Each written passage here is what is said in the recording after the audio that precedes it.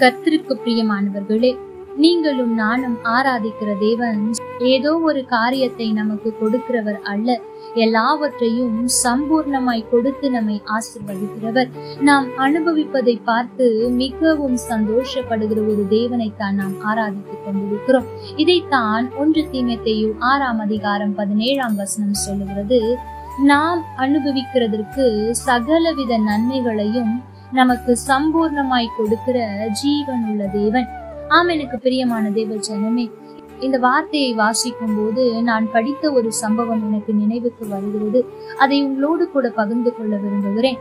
ராணுவ வீரன் ஒருவனுடைய வாழ்க்கையில் நடந்த உள்ளம் உருக்கும் சம்பவம் ஒன்றை உங்களோடு பகிர்ந்து கொள்ள விரும்புகிறேன். அவனுடைய வாழ்க்கையில் கடன் தொல்லை ஏராளம்.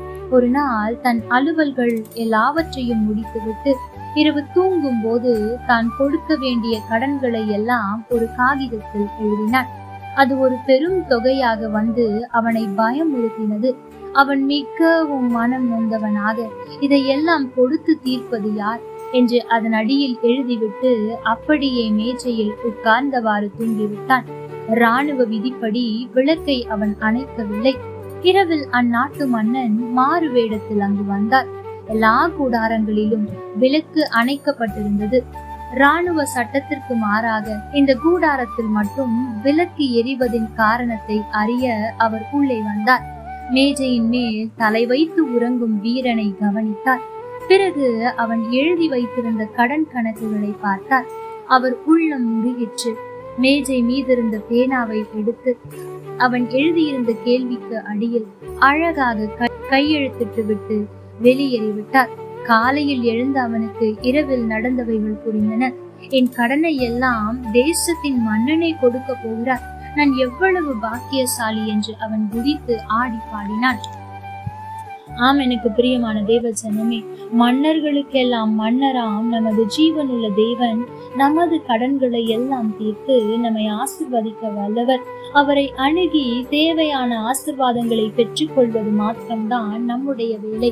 ஒருவேளை இன்றைக்கு உங்களுடைய வாழ்க்கையில் நீங்களும் இப்படிப்பட்ட கடன் தொல்லையின் வழியாய் கடந்து வரலாம். இவ்வளவு பெரிய தொகையை வாங்கிவிட்டேன், ஆனால் நான் அதை எப்படி திரும்ப செலுத்த போகிறேன்? அதற்கான பலன் எனக்கு எங்கிருந்து வரும்?